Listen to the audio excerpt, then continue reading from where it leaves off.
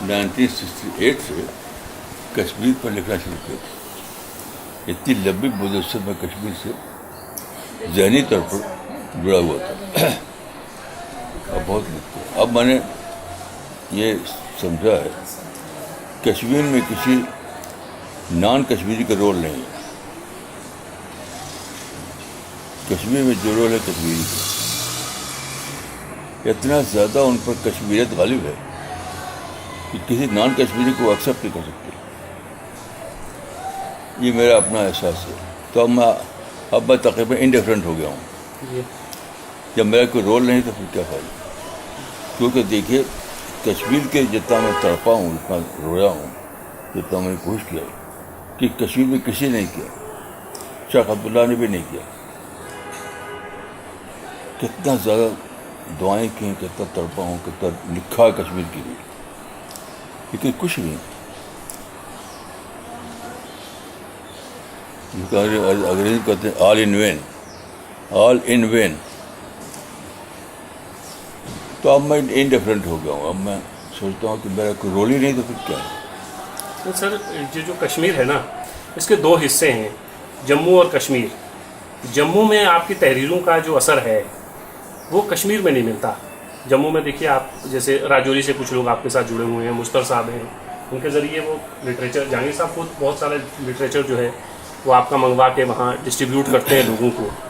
لیکن جموں میں بھی مسلم ڈومیننٹ ایریاز ہیں، جیسے راجوری ہے، پونچھ ہے، وہاں زیادہ مسلمز ہیں. لیکن وہاں اس طرح کی چیزیں آپ کو سننے میں نہیں ملیں گی.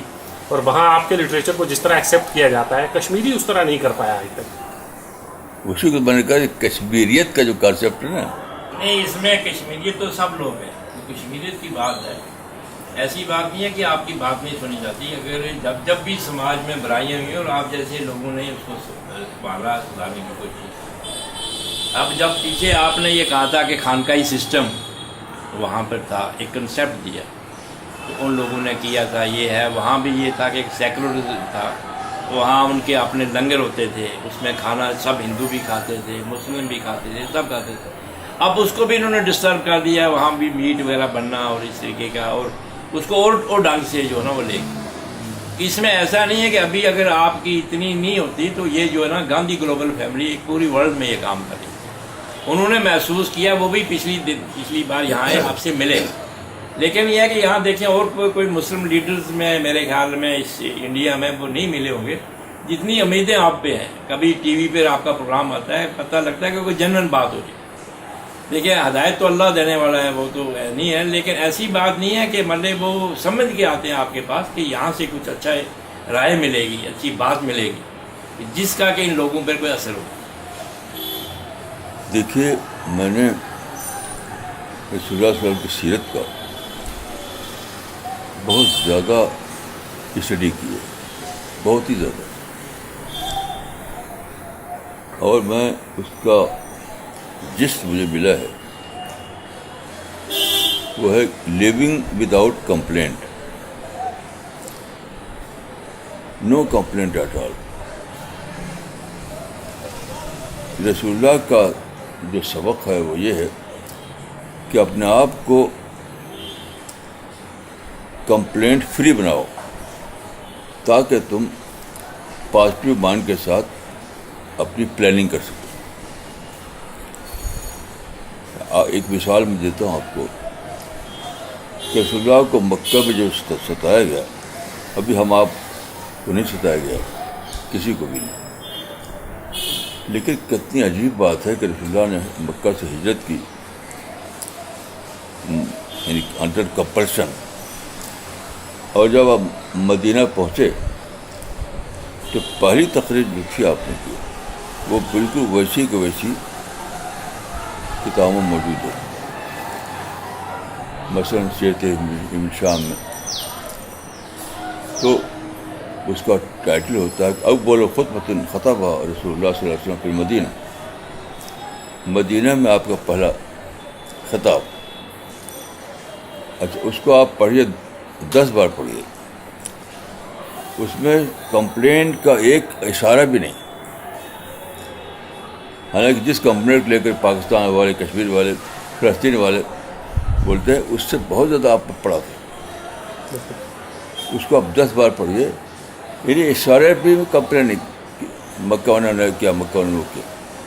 اور نہ 10 برس جو رہے آپ مدینہ میں کبھی آپ نے کمپلین کی لینگویج استعمال نہیں کی. یہ راز ہے آپ کی کامیابی کا. کیوں؟ جب آپ اپنے کو بناتے ہیں کمپلین فری، تب آپ کا مائنڈ اس قابل ہوتا ہے کہ وہ افیکٹو پلاننگ کر سکے. Effective planning. میں آپ کو ایک مثال دیتا ہوں جو آج کے مسلمانوں کے لیے انتھنکیبل ہے. کہ حدیبیہ کا جو معاہدہ لکھا جا رہا تھا تو رسول اللہ بول رہے تھے اور حضرت علی لکھ رہے تھے. تو آپ نے کہا کہ یا علی اکتب ھذا ما صلی علیہ محمد رسول اللہ. اے علی لکھو، یہ صلح ہے جو کیا ہے محمد نے قریش کے ساتھ. تو لیڈر جو تھا قریش کا وہاں فوراً اس نے آبجیکشن کیا، ہم کو تو آپ کو رسول اللہ مانتے نہیں، ایسا معاہدہ نہیں کریں گے آپ سے. تو without any argument, slightest argument, فوراً آپ نے کہا علی سے یا علی اکتب ھذا ما صلی علیہ محمد بن عبداللہ.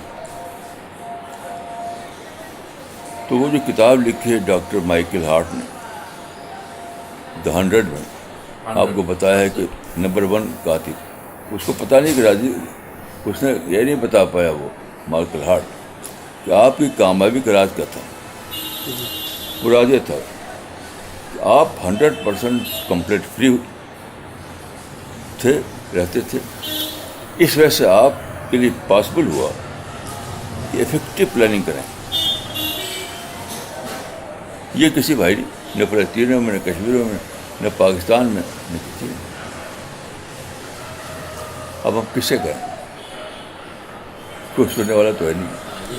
لیکن سر آپ کی جتنی تحریریں ہم لوگ پڑھتے ہیں اس میں زیادہ خطاب آپ کا مسلمانوں سے ہوتا ہے. نہیں، میری دونوں قسم کی کتاب، آپ نے شاید کچھ کتابیں پڑھی ہوں گی، میری کچھ کتابیں مسلمان سے ہوتی ہیں، یعنی آدھا آدھا سمجھیے. جی سر.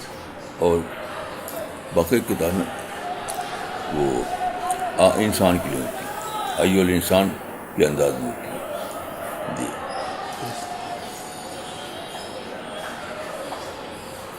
تو بہرحال جو حکمت نبوت ہے، مسلمان رسول اللہ کو اتنا زیادہ وہ کرتے ہیں کہ کوئی صلی اللہ علیہ وسلم نہ کہا تو لڑنے. میرے خود سے میرے ساتھ ہوا. میں نے امریکہ میں بھی یہی ذہن ہے، ایک تقریر کی، اس میں میں نے انگریزی پہ تقریر تھی، تو اس میں میں نے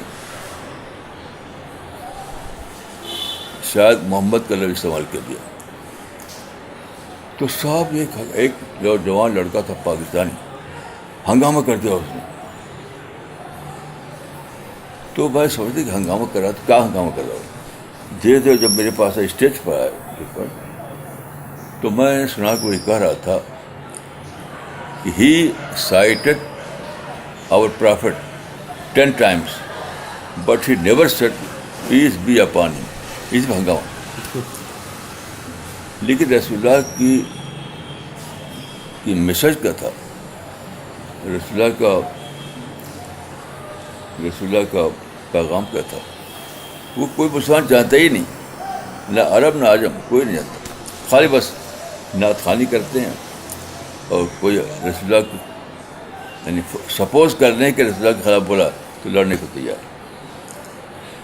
میں آپ سے عرض کرتا ہوں کہ رسول اللہ کی زندگی کے جو حکیمانہ پہلو ہیں، رسول اللہ کی سیرت کے جو حکیمانہ پہلو ہیں، وہ میں نے کسی مسلمان کے سامنے نہیں پایا، صرف نان مسلم کا پایا. میں سے مثال دیتا ہوں آپ کو. ایک برٹش رائٹر تھا ای کلٹ. KELLET اس کی کتاب ہے. صرف رسول اللہ پر نہیں ہے, چند لوگوں پر اس میں ایک چیپٹر رسول اللہ پر ہے. اس نے اسے لکھا ہے کہ رسول اللہ کے بارے میں he faced adversity with the determination to wring success out of failure. کسی بھی میں پورے اس سے کہہ سکتا ہوں کسی بھی مسلم رائٹر نے یہ نہیں لکھا. بس وہ تعریف ہے, معجزات اور وہی سب رہتا ہے. کوئی نثر میں نعت خوانی کر رہا ہے, کوئی نظم میں نعت خوانی کر رہا ہے. یہی جانتے ہیں جو رسول اللہ کے دین جو گہرے پہلو ہیں کسی خبر نہیں کی. کشمیر میں کیا ہوگی کچھ خبر, ارے علماء کو بھی خبر نہیں. تو اب میں نے سوچا ہے کہ میں انڈیفرنٹ ہو جاؤں. میں یہ تو کہہ سکتا ہوں کہ میں نے کبھی ایک ایسی کوئی لائن نہیں لکھی ہے جو قرآن و سنت پر پیش نہ کرتی ہے. اپنی عقل سے نہیں لکھا ہے کچھ, پھر بھی نہیں مانتے. یعنی جب قرآن و حدیث پر بیس کرتے ہوئے کتاب بات کہی تو اسے سنو تو غور کرو, اس کے خلاف کیوں ہو جاتے جی. کوئی ثابت نہیں کر سکتا کہ میں نے کبھی اپنی عقل سے باتیں کی, قرآن حدیث سے کی. جی ہاں, ابھی میں نے ایک مضمون لکھوایا ہے اس آیت کو لے کر لا تاسو علامہ فاتکم ولا تفرحوا بما آتاکم. ابھی میری ریکارڈنگ ڈیلی ہوتی ہے, ابھی ریکارڈنگ میں نے کیا ہے, اس میں بھی آیت کو لے کر. کل ریکارڈنگ کی تھی ایک حدیث کو لے کر. تو پھر لوگ آخر پھر کس سے میرے خلاف گواہ کرتے ہیں کہ یہ بی جے پی کے آدمی. ساری زندگی کبھی میں نے بی جے پی کو کوئی ریفرنس نہیں دیا. کوئی ثابت نہیں کر سکتا کہ میں نے بی جے پی کو ریفرنس دیا. سارا ریفرنس قرآن حدیث کا تو بی جے پی کو. تو یہ تو جھوٹی بات ہے. تاریخ میں اس سے بڑا کوئی جھوٹ نہیں بولا گیا کہ میرے جیسے انسان کو بی جے پی کا کہے, کیونکہ ساری عمر قرآن حدیث بتائی. بالکل. اور بی جے پی کو میں سمجھتا ہوں کہ اس سے بڑا جھوٹ تاریخ کو نہیں دے. سر یہ ایک سوال میں کشمیر سے ہٹ کے آپ سے جاننا چاہوں گا, وہ کا ہے یہ جو ترکی کی اس وقت کی صورتحال ہے, اور فتح اللہ گولن کو آپ نے بہت کوٹ بھی کیا ہے, آپ ان کے ہاں تشریف بھی لے گئے تھے غالباً کسی ان کے پروگرام کسی میں. تو یہ جو ترکی میں ایک اسٹیبلش حکومت ہے اس کے خلاف جو کچھ بھی ہوا اس میں یہ کہا جا رہا ہے کہ فتح اللہ گولن کا اس میں ہاتھ ہے, کہ انہوں نے یہ سب کچھ کروایا. آپ کچھ کہنا. دیکھیے, جہاں تک واقعے کی بات ہے اس واقعے کو بالکل غلط سمجھتا ہوں. اس میں کوئی شک نہیں کہ وہ غلط واقعہ ہے. یعنی کو اسلام میں ہے نہیں, کو اسلام میں حرام ہے. کو کہتے ہیں خروج عربی میں. کو اس زمانے میں کو کا لفظ نہیں ہوتا تھا, لیکن کو وہی ہے جس سے خروج کہا گیا. خروج حرام ہے. امام نووی نے لکھا ہے کہ وام الخروج علیہ فحرام باجماع المسلمین ولو کانوا فسقا ولو کانوا ظالمین. تو کو تو ایک فعل حرام ہے. اب جہاں تک گلین صاحب کی بات ہے تو ابھی تک مجھے کوئی ایسا کلو نہیں ملا ہے جسے میں سمجھوں کہ Fethullah Gulen was mastermind behind this coup. ابھی خود تو انکار کرتے ہیں, جی سر. تو ان کے ایک آدمی میرے پاس آنے والے ہیں جو دلی میں ان کے اسکول ہوتے ہیں جگہ. جی یہاں بھی ہیں. تو ایک صاحب ہیں جو دلی میں اسکول چلاتے ہیں, ان کا وہ آنے والے ہیں شاید 11:30 بجے.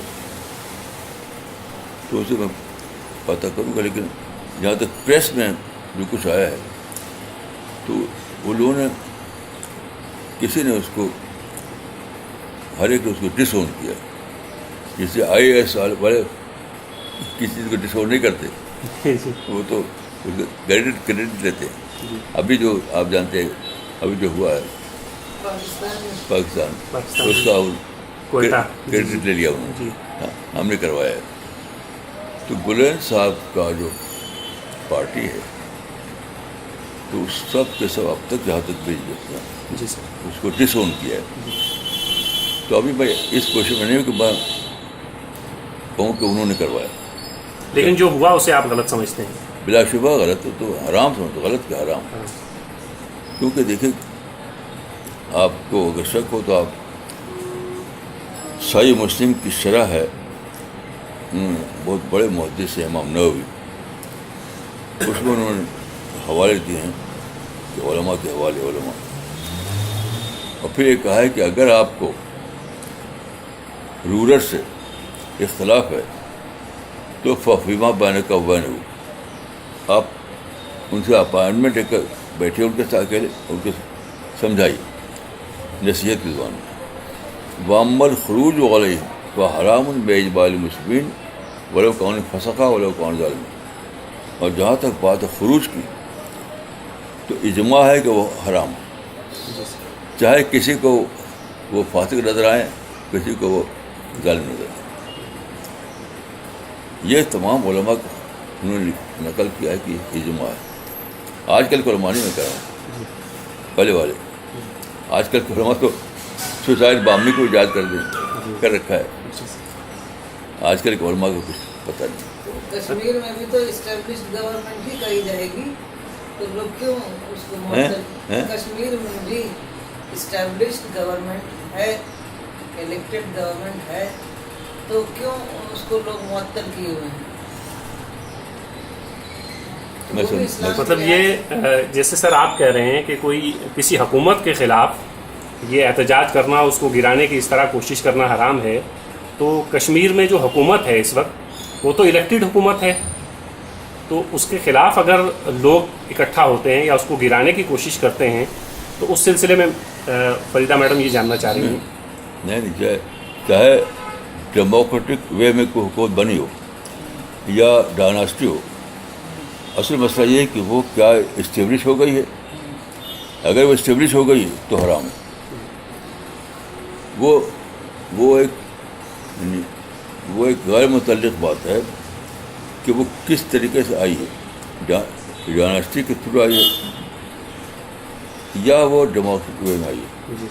اگر اسٹیبلش ہو گئی تو اس کے خلاف اگر وہ غلط قانون پاس کریں, لوگوں سے اچھا رابطہ نہ ہو, ظلم ہو, پھر جی مطلب بادشاہ وقت جو ہو, جو کوئی بھی مطلب حکومت کا جو ڈیموکریٹک حکومت ہے وہ اگر زیادتی کرے لوگوں کے ساتھ, ظلم کرے, تو اس آپ کی رائے الگ رائے ہو سکتی ہے.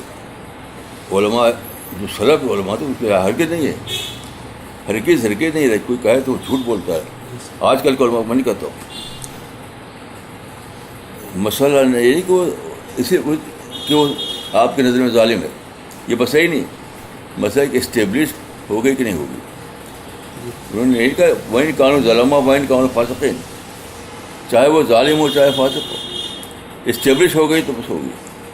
اور اس وقت حدیث پر یہ سب حدیث میں سب موجود ہے, حدیث میں موجود ہے. اپنے دماغ سے لوگ بولتے ہیں کہ سب ظالم ہیں, کہ آپ کی رائے میں قرآن حدیث رائے نہیں ہے. لیکن اس وقت جو کشمیر کی صورتحال ہے سر, اس میں تھوڑا جو ہم اگر تاریخ کا تھوڑے سے پیچھے جائیں تو جو ایگریمنٹس ہوئے ہیں جو ہندوستان کے کشمیر کے ساتھ, تو اس تاریخ کو آپ کچھ مطلب سمجھتے ہیں کہ اس کے اوپر بھی خیال کرنا چاہیے ہندوستان کو کہ آخر ہمارا اور آپ کا ایک ایگریمنٹ ہوا تھا, اس ایگریمنٹ کو ان کو ماننا چاہیے, یا کشمیری لوگوں کو جو ہے اس وقت کی سرکار کو ہی ماننا چاہیے کہ یہ سرکار جو ہے وہ چل رہی ہے؟ دیکھیے, پہلا سوال یہ ہے کہ آپ ایک پولیٹیکل ایکٹیوسٹ کی زبان بول رہے ہیں یا قرآن حدیث زبان بول رہے ہیں؟ جی سر, یہ جو آپ بول رہے ہیں یہ پولیٹیکل ایکٹیوسٹ کی زبان ہے. یہ بالکل قرآن حدیث تو ہرگز نہیں ہے. جی سر, ہرگز نہیں. مجھے پولیٹیکل ایکٹیوسٹ سے کوئی مطلب نہیں. جی پولیٹیکل ایکٹیوسٹ نظریہ کیا ہوتا ہے وہ آپ جانیں. جی قرآن حدیث کا نقطہ نظر کیا وہ بتا سکتا ہوں. اب آپ پر کس کو آپ مانتے ہیں. مانے اس کو مانے اس کو پولیٹیکل ایکٹیویٹی جو آج کل ہے نا وہ تو میرے نزدیک ایک غیر ضروری غیر اسلامی فیل ہے، غیر اسلامی. سر اسلامی، کیونکہ وہ پالٹکس اپوزیشن ہے. خوبصورت نام ہے پولیٹیکل ایکٹیویزم، خوبصورت نام ہے پالٹکس آف اپوزیشن کا. اور پارٹی اپوزیشن تو اسلام میں جائز ہی نہیں. آپ کسی بھی حدیث کو جو بڑی بڑی کتابیں ہیں اس میں ایک باب ہوتا ہے، ہر باب، جیسے بخاری میں، مسلم میں، ابن ماجہ میں، ترمذی میں، جو بھی لیں گے آپ، 6 کتابیں جو ہیں نا، اس میں ایک باب ہوگا، اس کا نام ہوگا کتاب الفتن. کتاب الفتن، کتاب الفتن یہ ہوتا ہے. کتاب الفتن وہی حدیث میں آتا ہے کہ وین جلد زہر کا وین اخذ مال کا. کتاب الفتن میں حدیث ہے، کئی حدیثیں ہیں. ایک کی حدیث ہے کہ تم حکمران کے خلاف بغاوت نہ کرو. وین جلد زہر کا واخذ مال کا، چاہے تمہارا مال لے لے، تمہارے پیٹ پہ کوڑے لگائے. یہ حدیث کا الفاظ. اسی سے علماء نے وہ کیا تھا. اب آج کے علماء تو میں تو سمجھتا کہ یہ قرآن حدیث پر ہیں، یہ تو آپ بھی چلاتے ہیں. بتائیے کہ سوسائٹی آدمی کو حلال جائز بتانا، یہ تو بحران کے عالم ہے کہ وہ جائز ہے کیا ہے. اچھا مولانا، دیکھیے بخاری میں ایک روایت ہے، بخاری میں، کہ ایک غزوہ ہوا. اس غزوے میں ایک شخص جو صحابی تھا، ظاہر کہ صحابہ ہی سے شریک ہوتے تھے رسول اللہ کے ساتھ، تو وہ لڑا اور لڑے کے بعد زخمی ہو گیا، اور آخر میں اس کا بہت سہ نہیں سکا زخم کو، تو اپنی تلوار سے اپنی گردن کاٹ لی. یہ حدیث بخاری موجود ہے. تو رسول اللہ سے اس کی بہت تعریف کی گئی کہ بڑا، کیونکہ لڑا تھا بہت بہادری کے ساتھ. تو رسول اللہ نے کہا جائے کہ ہوا من اہل النار، وہ جہنمیوں میں سے ہے. اب لوگ صحابہ کو بہت زبردست ہو گیا کہ وہ تو بڑی بہادری لڑا تھا.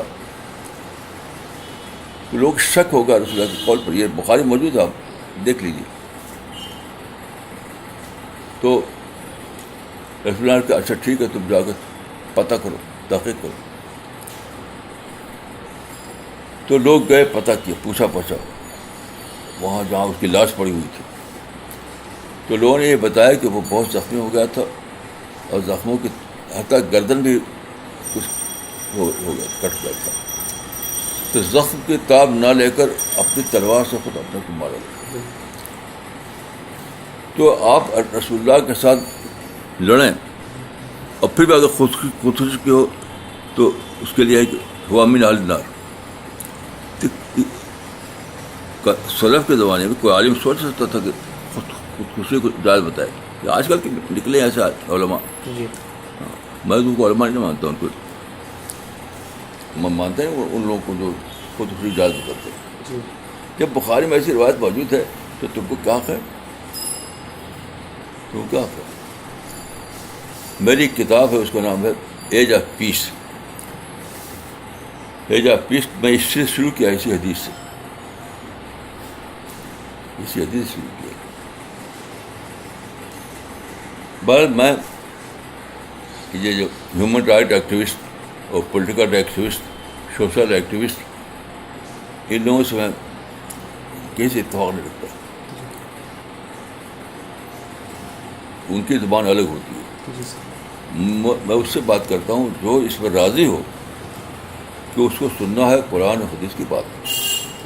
جو نہیں راضی ہے وہ کہتا ہوں بس جاؤ، بہت ساری جگہ ہیں، بہت سے ملے گا بات کرنے کے لیے. مولانا آپ کو کیا یہ جو اس وقت صورتحال ہے پوری دنیا کی، چاہے وہ داعش ہوں، لشکر طیبہ ہوں، یا اور بہت ساری آرگنائزیشنز ہیں، آپ کو لگتا ہے کہ ان سب چیزوں کے پنپنے کی ایک وجہ یہ بھی ہے کہ ایک زمانے میں ایسا لٹریچر لکھا گیا جو اللہ کی زمین پہ اللہ کی حکومت قائم کرنا چاہتا تھا. اس لٹریچر کا کچھ دخل ہے آہستہ اس کے بعد ہی یہ سب تنظیمیں اسی کلمنیشن ہے. جی اسی کلمنیشن ہے. وہ بھی حدیث قرآن کے خلاف ہے. کہ کہاں لکھا ہے قرآن حدیث میں کہ تمہارا مشن ایک تو حکومت کام کرو؟ تو کہیں نہیں. جسے میں ایک مثال دیتا ہوں کہ مصر کے اخوان المسلمین یہ کہتے ہیں کہ ہمارا مشن عدل قائم کرنا ہے، حکومت کی طاقت سے عدل قائم کرنا. ان کی کتاب ہے موٹی سی سید قطب کی العدالت الاجتماعیہ فی الاسلام. اس پوری کتاب میں آپ پڑھ ڈالیے کوئی بھی قرآن حدیث کی دلیل نہیں ہے. وہی پولیٹیکل ایکٹیوسٹ کی دلیل ہے کہ ظلم ہو رہا تو کرنا پڑے گا. اور جو اسلام کا نام ہے لیکن دلیلیں سب غیر اسلام والی ہیں. جی میں آپ کو ایک مثال دیتا ہوں. اگر ہر حوالے ہے تو غلط ہے حوالے.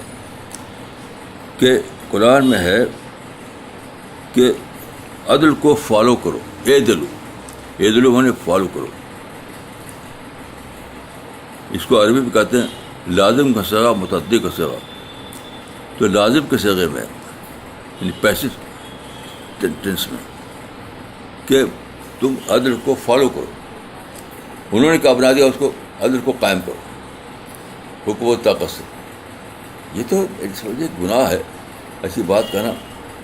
گناہ ہے کہ آپ بدل یہ قرآن یہود کا بتایا گیا کلام بدل دیتے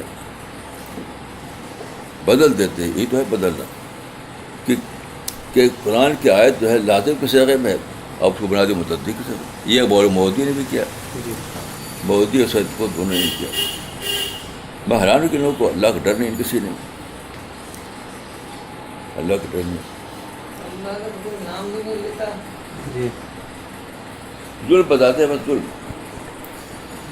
ظلم دیکھے رسول اللہ نے مجھے بتائی کہ کبھی ظلم کو اتار کر تاریخ چلائی ہے. مدینہ گیا مکہ چھوڑ کر تو کہاں مکہ والوں کو ظلم بتا کر کوئی تاریخ چلائی انہوں نے. آپ ایک بھی حدیث بتا دیجیے ایک بھی کوئی کہ مکہ والوں کو ظلم بتا کر آپ نے تاریخ چلائی ہو. یہ تو سرتاسر اسلام کے خلاف ہے. چاہے جماعت اسلامی میں ہو چاہے اخوان المسلمین ہو. دونوں بالکل اپنے خود ساختہ اوپر چل رہے ہیں. پرانی ذہن میں چل رہے ہیں. یہ بہت ہی تکلیف دہ بات ہے کہ بچوں کو برگلا دیا گیا. بڑے کہاں ہیں؟ بچوں کو پورا جنریشن برباد کر رہے ہیں. پڑھنے لکھنے کا زمانہ ہوتا ہے بچوں کو پوری نسل خراب کر رہے ہیں. پوچھیے حدیث میں ہے کہ ماں نہلا والد و برد ہو یعنی افضل بن ادب حسن. والد جو ہے اس کا سب سے اچھا تحفہ نہلا کا معنی تحفہ. والد کا سب سے اچھا تحفہ اپنے بچوں کے لیے ہے کہ اس کو ادب حسن سکھائے یعنی اچھا کریکٹر. اور یہ جو کرتے ہیں والد اپنے بچوں کو کہ جان دے دو اور شہید ہو جاؤ یہ تو ہے ہی نہیں. کہیں اس قرآن حدیث ہے ہی نہیں. کہیں ہے ہی نہیں سرے سے. اس لیے میں نے کہا کہ پولیٹیکل ایکٹیوسٹ کو بولیے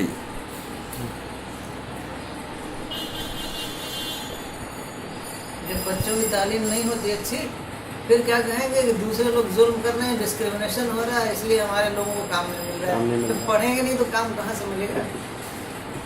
بس ہر دم فوراً کوئی ان کو مل جاتا ہے بلیم دینے کے لیے. آپ قرآن کو پڑھیے. میں ایک حوالہ دیتا ہوں. ایک انوکھی بات رسول اللہ کے زمانے میں 2 لڑائیاں ہوئیں حنین کی احد کی. دونوں میں وہی چیز ہوئی تھی جس کو آج کل کہتے ہیں ظلم کر کے انہوں نے حملہ کیا. اسے صحابہ کو بہت نقصان ہوا دونوں. اچھا دونوں کا حوالہ قرآن موجود ہے لیکن دونوں میں آپ دیکھیے مفروضہ ظالموں کے خلاف ایک لفظ نہیں. صحابہ ہی کہا گیا بیوم حنین اذ اعجبتکم کثرتکم، کہ حنین کے دن تم کو اپنی طاقت پر گھمنڈ ہو گیا تھا. یہ نہیں کہا کہ انہوں نے ظلم کر کے حملہ کیا تو یہ نہیں کہا. احد کے بارے میں ہے یہ لفظ کہ احد کے بارے میں کہ حتی اذا فشلتم وتنازعتم فی الامر، تو آپس میں لڑ گئے. انہوں نے اٹیک کیا تھا تو آپس میں لڑ گئے، اختلاف ہو گیا تھا صحابہ میں. تو اب دیکھیے کہ دونوں حوالے میں آپ خود اس قرآن کو دیکھیے گا کہ کچھ بھی مفروضہ ظالموں کے خلاف کچھ نہیں کہا. صحابہ کی غلطی پوائنٹ آؤٹ کیا. یہ جو عہد میں لڑائی ہوئی تھی یہ آپس میں لڑے صحابہ؟ یہ عہد کی لڑائی میں وہ یہ ہوا تھا کہ احد کے 2 مرحلے ہیں. پہلے مرحلے میں صحابہ کو فتح ہو گئی تھی. تو ہوا یہ فتح ہو گئی تو صحابہ کے ایک حصہ جو تھا اس سے جب اب تو فتح ہو گئی، اب تو مال غنیمت تو وہ ٹوٹ پڑے مال غنیمت پر. تو دوسرا جو تھا ٹکڑا وہ کہا کہ اچھا ہر جو مت کرو،